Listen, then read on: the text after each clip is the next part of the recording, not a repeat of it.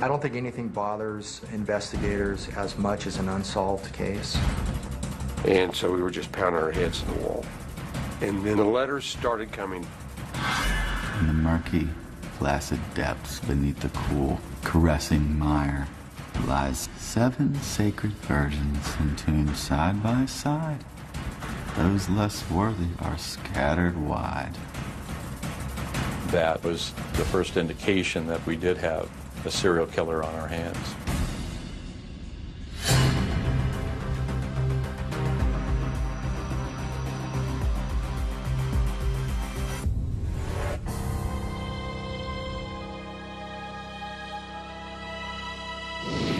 It's right around here, somewhere. It's probably the remnants of an old Indian burial ground. In a mountainous ravine high above Colorado Springs, a state trooper follows up on a report by a homeless man. The transient told me that he was up on Rampart Range Road and he found what appeared to be human remains, and it turned out to be a human skull.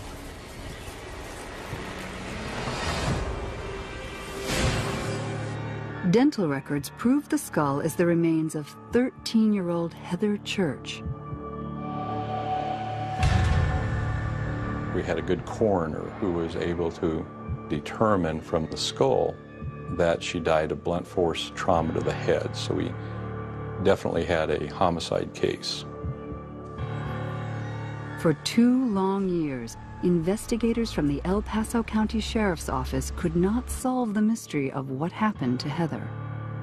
I don't think anything bothers investigators as much as an unsolved case. An unsolved case can destroy a family. It's the not knowing what happened to their loved one that really destroys people over time. Heather Church was a 13-year-old girl that lived here in the northeast part of El Paso County in the area known as Black Forest. And she disappeared from her home one evening. It was a high-profile case, and I think most people had seen pictures of the missing persons flyer that had her portrait on it. It all begins on a dark autumn night. Hey, Mom, can I stay here tonight? With Jack? Please? I guess. Okay, thank you. Let's roll. Right. Heather stayed home with her 5-year-old brother while her mother took the other 2 boys to their Boy Scout meeting. Do you see?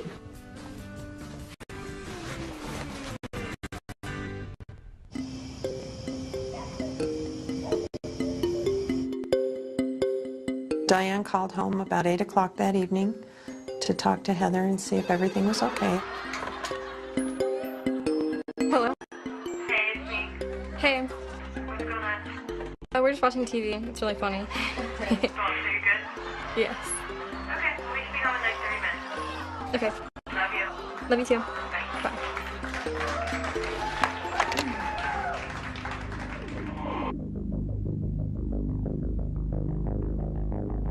An hour and a half later, Diane and her boys return home. Heather, we're home! All right, listen, 1 show and then we're going to bed. Deal? Yep. All right. We will watch. Her youngest son is sound asleep. When Diane checks on Heather... Heather?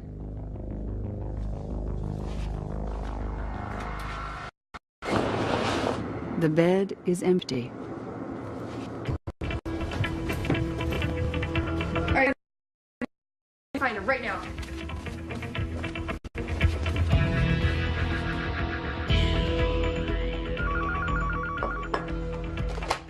Hello? I got a call about 10 o'clock at night. Diane said, "Have you heard from Heather?" And I said, "No." And she says, "I can't find her." And I said, "What do you mean you can't find her?" Heather's gone. How can Heather be gone? You're sure she didn't go someplace? It was just not reasonable for Heather not to be there.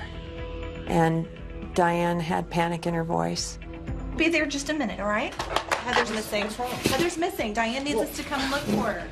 How long has she been missing? I don't know. She said like... My husband and I jumped in the truck and ran out to Diane's. Diane also calls Heather's father. Heather's father immediately started speeding out to their home, feeling like this is a really bad thing that's happened here. He had immediate feelings that something really bad had happened to his daughter.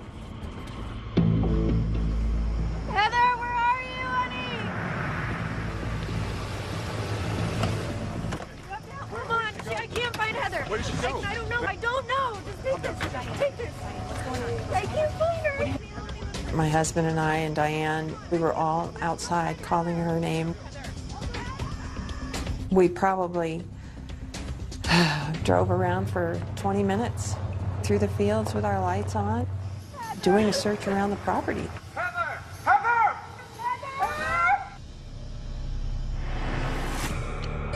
We had no idea that this was going to turn into be a nightmare. We figured that it would be solved, that Heather would come home safely. Having been a parent, you can't say you know what they're going through, but you can imagine it's worse than anything you could possibly imagine.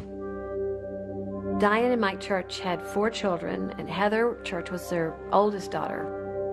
About a year after they moved to their new house, Diane and Mike separated, and Diane stayed in the house with the 4 children. In the early part of the investigation, there was a lot of speculation that maybe she was a runaway, maybe she was alive someplace. The morning after Heather disappears, the search and rescue teams arrive about dawn, and they fan out across the prairie, and then they also start canvassing the neighborhood.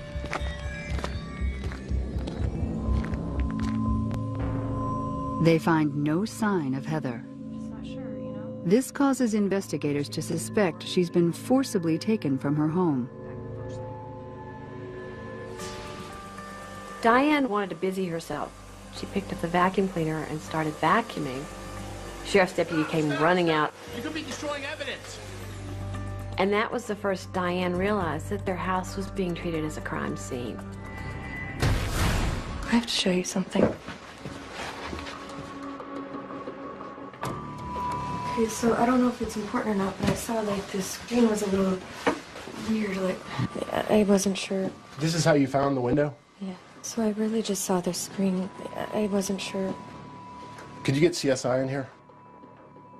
The investigators immediately realized that the window screen has been removed from the window and then put back, but not seated correctly in the track. This is really the first clue that someone has actually come into the house. The prints are submitted to the Colorado Bureau of Investigation database, and there are no hits. The case affected all of us on a personal level. A crime like that had not occurred in this community, where a girl was abducted from the safety of her own home. Heather Church was just a very innocent young girl, a young victim, and it was quite a tragedy at the time. For 2 years, detectives question everyone who's ever known Heather. Heather's disappearance received a lot of publicity, and hundreds of people called with tips, claiming to have seen her at the mall, at a restaurant, on a bus. From the beginning, investigators pursue every lead, but none result in any possible suspect. It became just a part of life that this was ongoing. It was a mystery that needed to be solved.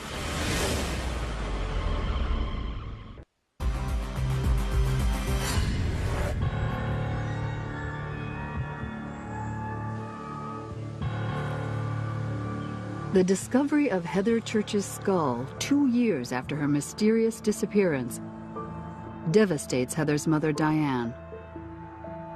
Being told that she was dead set it in stone in such a way that then it really hurt. She had spent 2 years hoping so hard that she never really wanted to consider that that was how it was going to end. The finding of Heather's skull confirms she met a violent fate, but no new leads surface. As far as discovering information that led to the identity of the suspect from the body recovery site, was very minimal. After 2 more years on the hunt for her murderer, investigators are no closer to catching Heather's killer. But now, there's a new sheriff in town. Yes. Yes, go ahead and send them up.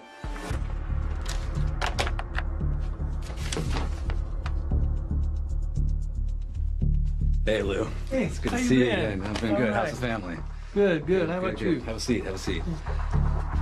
I'm really glad that you could come and join me on this case. As the newly elected sheriff, one of my goals was to put together the investigation and the team that would solve the kidnapped murder of Heather Church. And I was very fortunate that I was able to convince my former homicide partner, Lou Smith, to come to the sheriff's office and lead the investigation as my captain of detectives. Lou, I'm going to introduce you to Diane. Diane Lou. Hi, how you doing? I'm Lou Smith. Nice to meet you. Nice to meet you. By the time Heather Church's skull was found, Lou Smith had built quite a reputation regionally and even nationally for his investigative efforts. My biggest concern was, is the suspect still in our community? It was a case that I think all of us wanted to see solved. The one very critical piece of physical evidence was the latent fingerprint.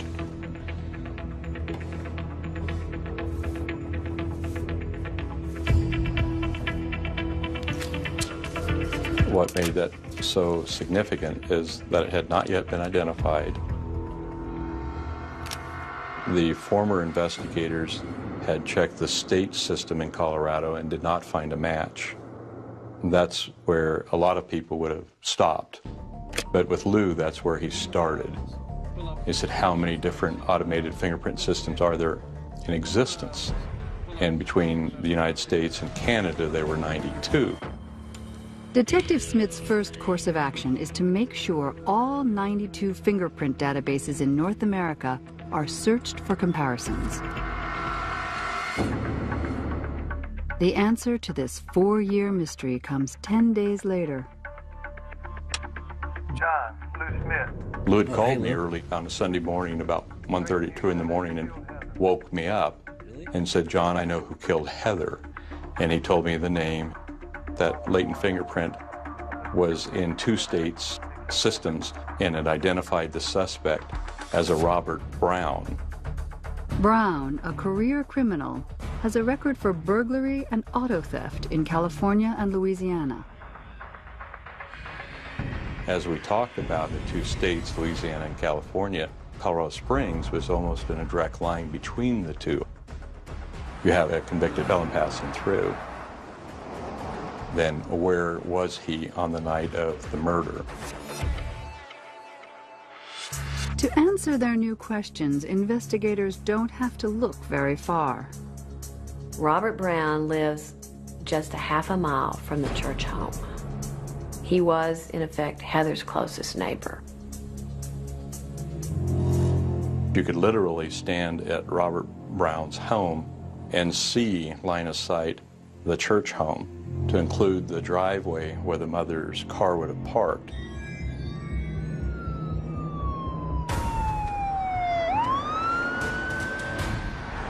We began to watch the house closely, determine what car he drove, what his patterns were.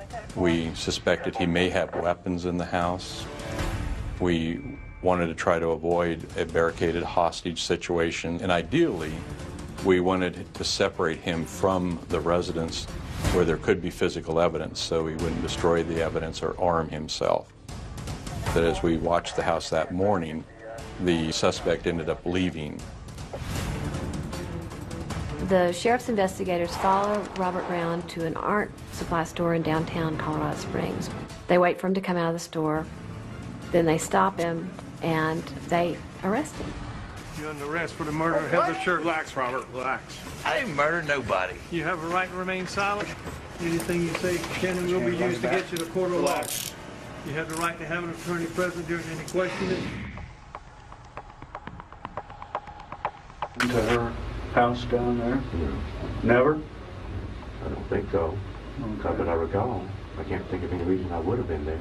When Robert Browne lied about being at the church residence, which we thought he would, it was a significant milestone in the investigation.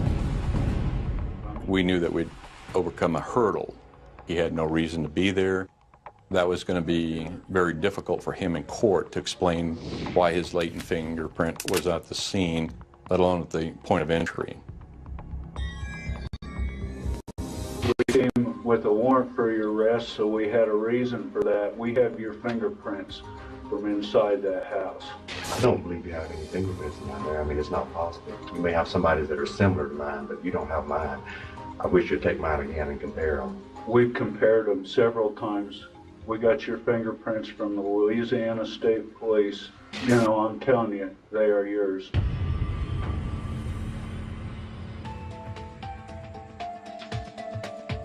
Silver bracelet. Some of it looks real, some looks like costume. As investigators are questioning Browne at the sheriff's office, detectives are searching his trailer. They find a lot of guns, pornographic videos, children's clothing. We found a substantial amount of stolen property.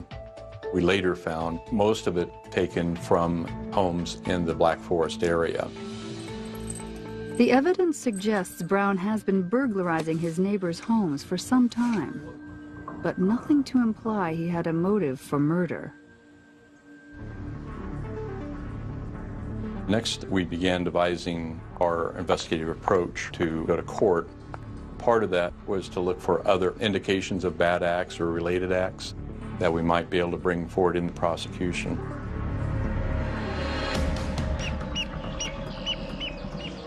Investigators suspect there is more to Browne than they know. A detective from the El Paso County Sheriff's Office heads to Coshada, Louisiana to dig into his past. Robert Browne was the youngest of 9 children. His father was a deputy sheriff in Coshada, and his brother was a former Louisiana state trooper. He was married 5 times. Did he do it all the time? Yeah. After we got married. He's crazy. Real bad temper. All of his wives were terrified of him, and some after only a short period of time of marriage. Some of those marriages didn't last but a couple of months. One, he put a gun to her head and pulled the trigger. Scared the crap out of me. Then he asked me to kill him. They all described him as not being able to control his temper. He would explode at the least little thing. He beat the hell out of me because I forgot to put a spoon in a gravy bowl. He's the devil's right-hand man, that's what he is. Call me when you throw the switch. I want to see him fry. Detectives learn that brutality surrounds Robert Browne, and has for a long, long time. Early in the investigation, we felt there was a strong likelihood that this was a very, very violent man. One woman who lived next door to Browne disappeared and has never been found. She's a 27-year-old waitress, Tammy Dumar. Another woman who also lived next door to Browne in Coshada, Louisiana, was murdered in her bed. Brenda Lynn, age 21, is stabbed dozens of times with a screwdriver. Her murder is never solved. And it was the first indication that perhaps we did have a serial killer on our hands. The chilling details uncovered in Louisiana confirm investigators' worst fears. Browne is a first-class predator. Detective Lou Smith gives Diane Church the news of his arrest. We found a person who murdered your daughter. It's a guy by the name of Robert Browne. The good news is he's locked up. He's not going to hurt anyone else. He's going to be locked up for a long, long time. She was such a good girl. She didn't deserve this. It's not fair. What did she do? What did she do? Tell me. I hate that man. Why did he have to take my baby? Diane was so angry that this man had done this to her daughter.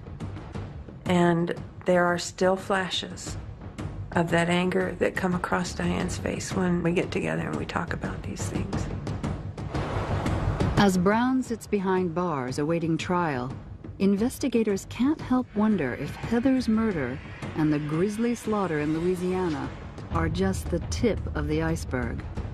And will Browne's fingerprints be enough to lock him away for good? Lou felt certain that he was a serial killer and there were other bodies.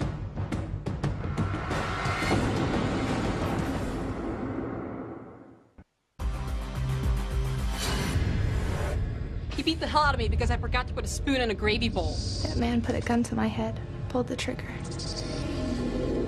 He's the devil's right-hand man. I want to see him fry. Fry. Based on the reports of Robert Browne's ex-wives, the mysterious deaths of his neighbors, and his fingerprints at 13-year-old murder victim Heather Church's house, detectives are certain they've got a monster in custody. Clearly the most critical piece of physical evidence against Browne was the fingerprint. It clearly helped that he was a twice convicted felon, that he lived in such a close proximity to the victim the night of the murder, and we really felt the case was worthy of a death penalty. Before investigators question Browne about any additional murders he may have committed, they want to secure a conviction in the Heather Church case. The defense attorney came forward with the offer of a plea agreement. You're going to take the death penalty off the table? Yes. That would be too quick. My client will plead guilty to the murder of Heather Dawn Church if you take the death penalty off the table. That agreed? That's right.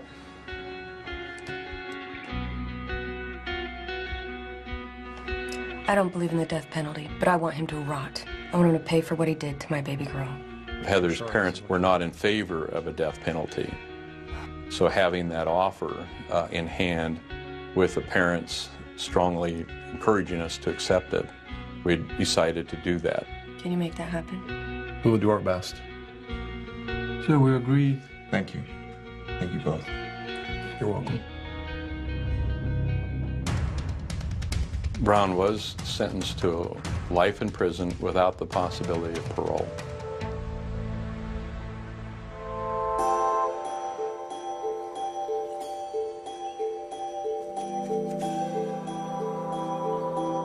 For the family, when something like that happens, that's when the healing can begin. There's a degree of closure. But a terrible tragedy like this never goes away. Heather's remains are laid to rest. But for Sheriff John Anderson, the case is far from resolved. Without the death penalty, Robert Browne could one day walk free. Talked several times about how important it would be to get a second murder conviction on Browne in case there was an appeal and we somehow lost the first case, so that we knew that this violent killer would never get on the street again.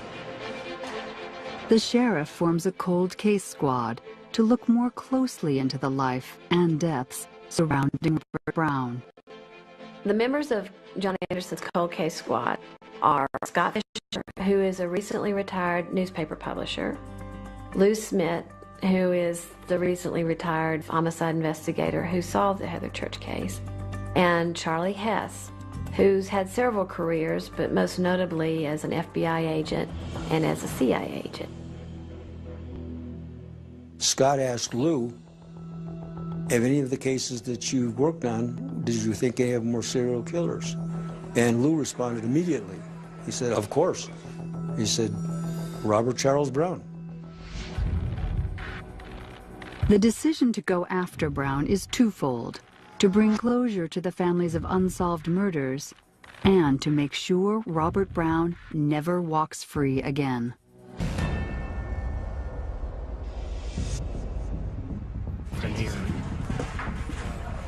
something you think we can work with?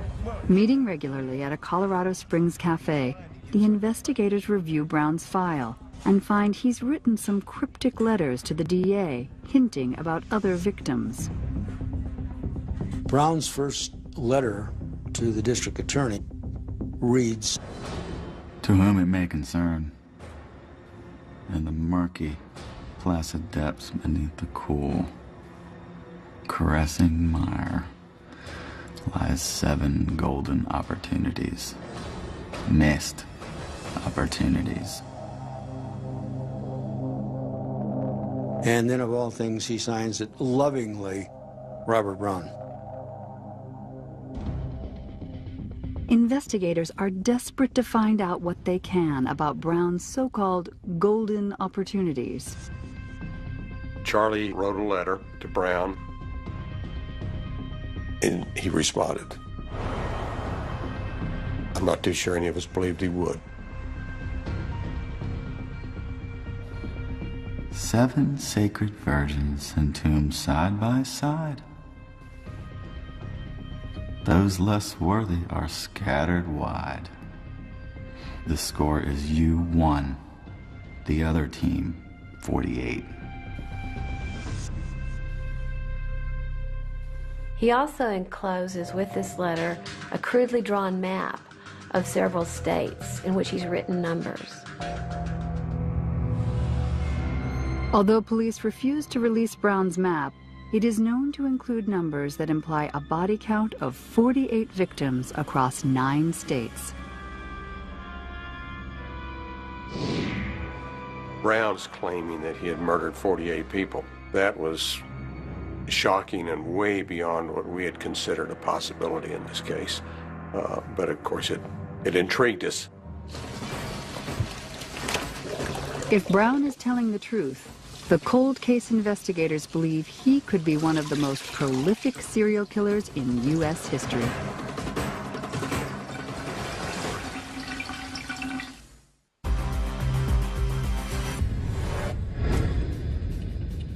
From his jail cell, convicted murderer Robert Browne sends cryptic letters to Colorado's El Paso County District Attorney. In them, he hints at having murdered 4 dozen people. The investigators didn't know whether Browne was just playing with them or whether he really had information to divulge. I need to really get inside his head. When the letters started coming from Browne, it was a period of excitement. Browne writes a letter to cold case investigators inviting them on a hypothetical death tour. In the case of one woman, he says only the name of a town. He says Flatonia, Ice Pick, and Ether. Sure enough, there's been a woman killed and dumped outside of Flatonia. He tells them in another case, a body in pieces near Houston. They find out, yes, a woman who'd been cut up and pieces of her body are dumped. Browne eventually confesses to killing his neighbor and stabbing her to death in Louisiana, his hometown. And he claims to kill a young teenager. One of the haunting things is that he claims he strangled her. Many of the bodies we could not tie to him, but probably 25, 26, 27 he gave us some detail on. And at least 9 we were sure in our own mind he did do. None of the cases have the physical evidence needed to convict Browne for the crimes. Even though he's locked up for life for Heather Church's murder, the cold case investigators want concrete evidence to tie Browne to another. This way, he will never be freed. Charlie knew how to get into someone's mind, make them relax, and think of them as a long-lost friend. He was exceptional at doing that.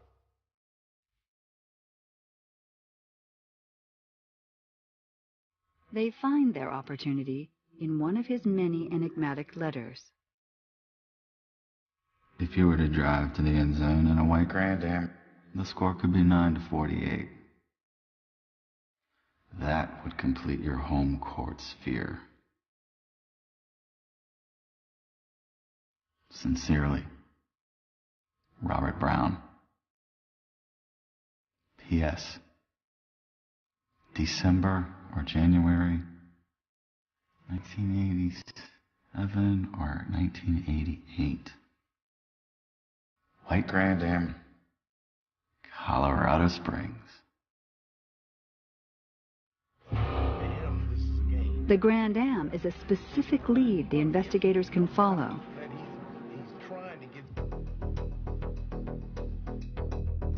It was a Colorado Springs case, and the city could not produce anything from their files. And so we were just pounding our heads in the wall.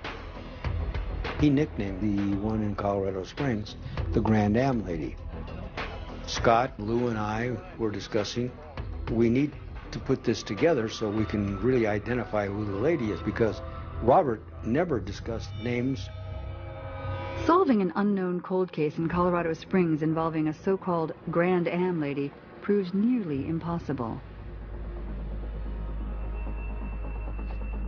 After Charlie sent what I call a come to Jesus letter to him, saying put up or shut up, we got a response back that Browne said that young soldier's wife is missing.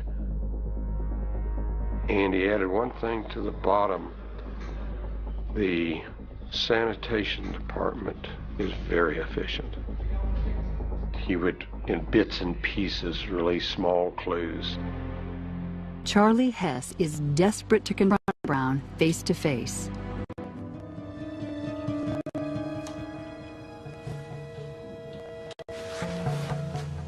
You know who I am? I'm the guy you've been writing to all this time. It's nice to meet you. Usually people come in here aren't worth meeting. You know, a lot of people think I'm kind of crazy for coming in to talking to you, but I think you're pretty interesting. I know what you want. Would you mind if I asked you some questions about some of the things you mentioned in your letters? On this visit, Browne does not answer Charlie's questions.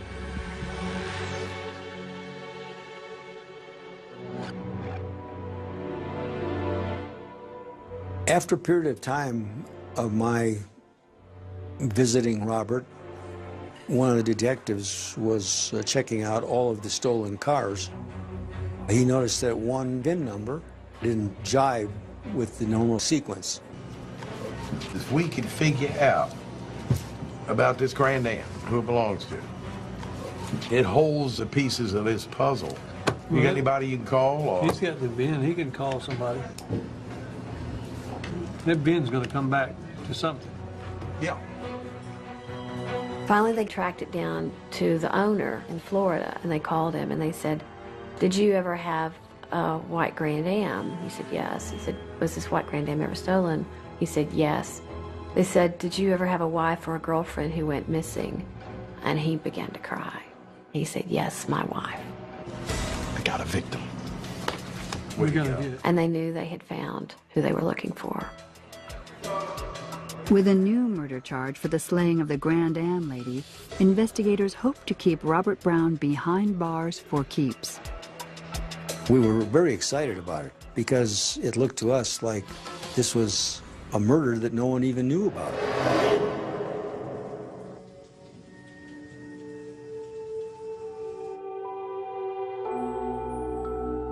The Grand Am Lady was a young mother. She was only 15 years old, a very pretty Latina girl. She was married to a soldier who was stationed at Fort Carson, and he had taken their baby to his parents' home out of state, and they were going to end up getting a divorce. The husband took the child and flew to Miami, never knowing that that would be the last time he would see his wife.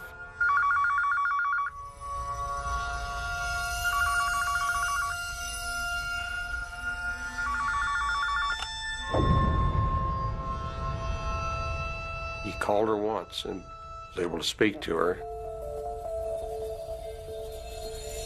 He was heading back for reconciliation, but would never see her again.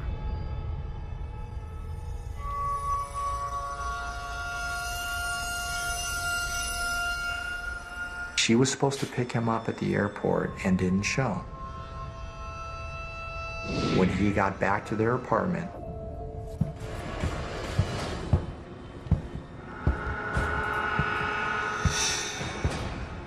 the victim's husband discovered that she was nowhere to be seen, but all of her clothing was there. He found the apartment in some disarray, television set missing. Went to his car to drive around to try to find her. Car was missing. He called the police to report her missing. They initially looked at him as a possible suspect in her disappearance.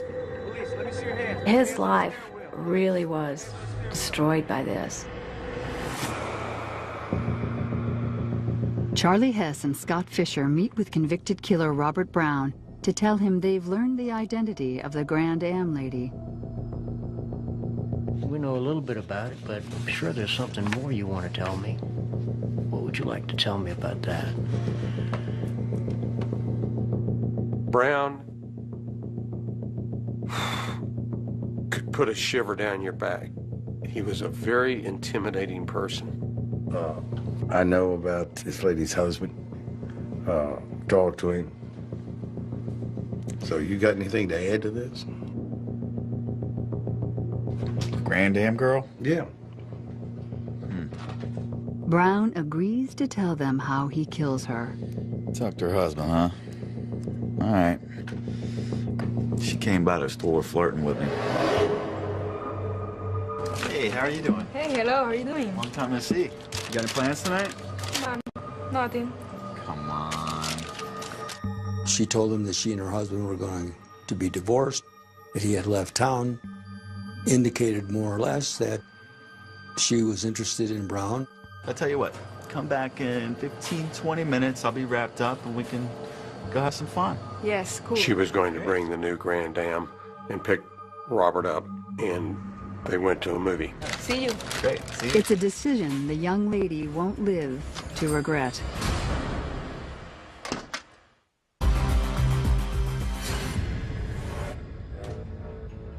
The 1991 murder of Heather Church has put Colorado cold case investigators on the trail of Robert Browne, possibly America's worst serial killer.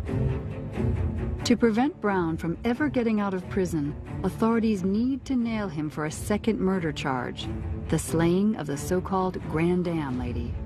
We now have a victim, we have a name, and Charlie is able to finally present to Browne that we pretty much solved the case, with the exception of the missing body. Yeah, I remember.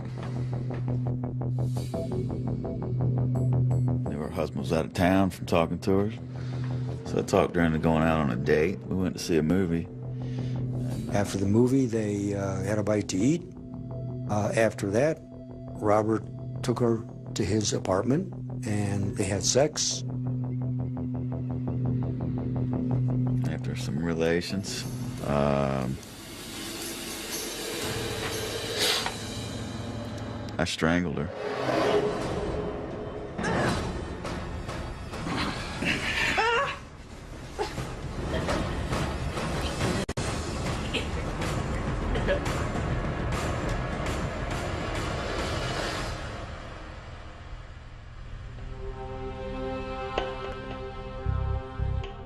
She was in his apartment dead all night that first night, and he went to bed just like it was an ordinary evening. Let's see. Next morning, I dragged her over to the bathtub, cut her up, and put her in some little bags, carried her out to the dumpster, and well, that sanitation department's pretty dependable. He knew that the garbage truck was coming the next day to empty the dumpster. Obviously, she ended up in a dump somewhere. After Robert had killed her, he continued to use that Grand Am for several days himself. I knew when he'd be back, so I drove the car around a couple days. So I parked the car where I knew he'd find it. The husband sees his Grand Am. He goes to the convenience store where Robert Browne is working to use the payphone to call the police to report that he's found his stolen car. It's a Grand Am. It's a white Grand Am. It's right around the corner from the apartment building. Little does he know that the man who murdered his wife is standing behind the counter. Correct. I heard him call you guys all hysterical, talking about he found the car. What else happened after that? That's it. Robert Browne was providing details that only a killer would know. He couldn't possibly be making up the details regarding our victim in Colorado Springs.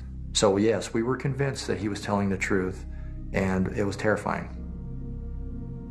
Now investigators have enough to ensure Browne will never get out of prison. When Browne looked Charlie in the eye and said, "Let me out of prison, I'll probably kill somebody within 2 weeks," I think he's still capable of it, and I have no doubt he'd do it.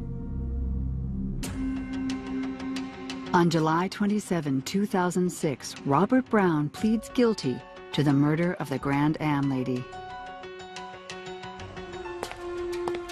Outside the courthouse, the victim's husband reunites with his daughter.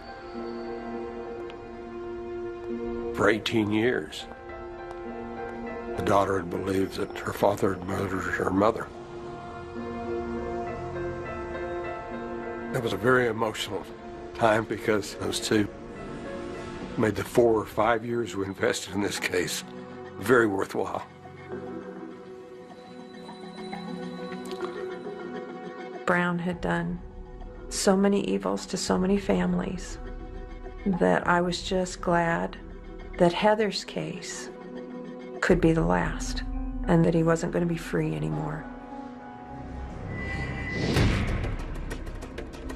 Robert Browne never showed any feelings about the murders he had committed. Is there more that you can tell me about it? He provided, ultimately, information about 22 or 23 murders. And that was before we stopped communications. That's all he would give. Many of the murder cases reported by Robert Browne are still open and under investigation. 7 sacred virgins entombed side by side. Those less worthy are scattered wide.